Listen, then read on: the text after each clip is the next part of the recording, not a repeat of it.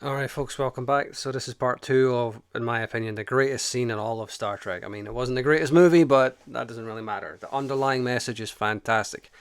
And once again, if you're watching this clip, I'm going to assume that you've seen this movie because it's been out for absolutely ages, so spoilers if you haven't. But here we have the cult leader basically coming face to face with God, or what he thinks is God. So I'll let the scene play and commentate on it. God said to. It is I.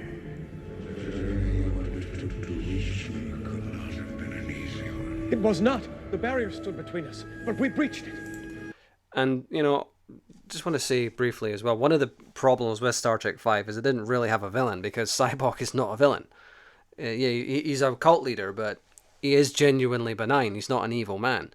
He's just gullible, and he was just overtaken by his own delusions, basically. And as he admits, actually, if you watch the movie, it's not in the scene, but if you watch the movie, he does admit that it was his fault. It was his own arrogance and vanity that put him in that position. But he's not a bad guy, you know. In fact, he had tremendous guts going through this great barrier that everyone thought was impossible, and he said no. You know, he was a visionary, and he did breach that barrier because he said it's an illusion, and he was right. So there's messages even with the so-called bad guy in this movie, even with the antagonist. There are praiseworthy qualities about him too.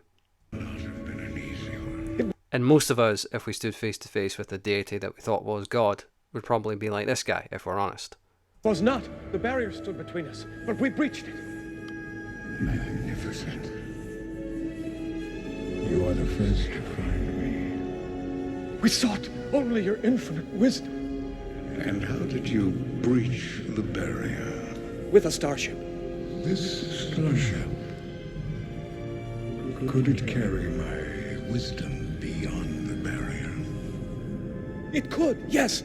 See, look how he's all starry-eyed and taken in, and he really thinks this is God. You know, he truly believes it. Then I shall make use of this starship. It will be your chariot.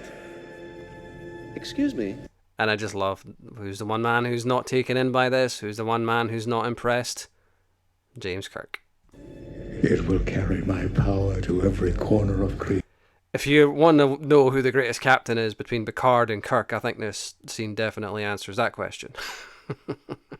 Or Sisko, or Janeway, or Archer, or any of the others. This is definitely what makes Captain Kirk the best captain, because he will ask these questions. And this is Bill Shatner's quote-unquote vanity project. I think it's somewhat unfair that it's called that, but, you know, this is his baby, you know. And what does he do with his baby? You know, what does he do with his movie? This is a much better message than The Wrath of Khan, or The Search for Spock, or The Voyage Home, or The Undiscovered Country, or any of them. You know, any storyline, you know, this is by far the best. What does he do with it? He has his character, Captain Kirk, confront a deity, or a so-called deity impersonating God, and asks questions. You know, because Kirk is a sovereign human being who knows who he is. Excuse me, I'd just like to ask a question. And look at this look on his face, like, are you fucking serious, bro? That's about the only way I can describe this look. And he looks kind of half bemused, slightly confused, but like, who do you think you're talking to? But yeah, I love it. What does God need with a starship? Bring the ship closer. And of course, God, you know, doesn't answer the question. I said.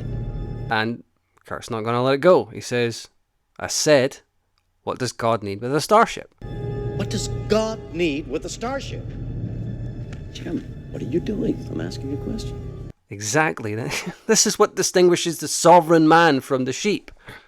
I'm asking a question. Who is this creature? Who am I? Don't you know? Aren't you God? Exactly. You know, why do you even need to ask me that question? You're posing as God, and you don't know who I am, and you need a starship? He has his doubts. And there's the first seeds of doubt put in Cyborg's mind as well. Like, yeah, those are good questions. Why don't you try and answer them? You doubt me? I seek proof. Jim. And of course, McCoy's like, what the hell are you doing, you know? That would be most of us, probably. You don't ask the Almighty for his ID. And Spock's standing in the background taking all this in and analysing logically through his Vulcan mind exactly what's going on. This is a very well written scene in my opinion. You know, Shatner, like I said, gets a lot of shit for this movie, but I think it has its virtues. Then here is the proof, you see. And of course, here's this god, you know, who can't even kill a puny human being. Some god. And suddenly it's starting to occur to everyone else that, you know, maybe this isn't quite going down as we thought it might.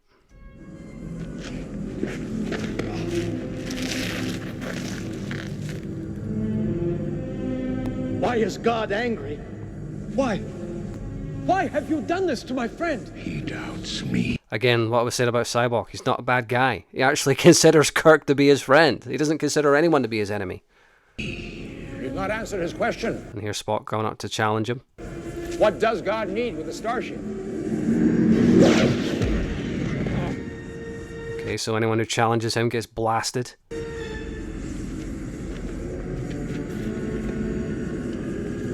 Do you doubt me? Now notice that God does not actually attack McCoy when he answers his question here. I doubt any God who inflicts pain for his own pleasure. And notice that God doesn't attack him. Very interesting. Stop! The God of Shakari would not do this. Shakari. A vision you created. An eternity I've been imprisoned in this place. The ship. I must have the ship. Now. Look at that look. He realizes he's fucked up. And that, look at the look on his face. He knows big time he's dropped everyone in it. Give me what I want. Cyborg! This is not the God of Shakari. Or any other God. Exactly. This is such an awesome movie just for this scene. You know, this is not a god. This is not how a god conducts himself. This is not how a god behaves. This is a false god. This is just nothing more than a bully, a tyrant. You know, this movie is so awesome, you know. The Sovereign Man, how he empowers other people. This is another thing to take away from this scene. Kirk just asking that simple question.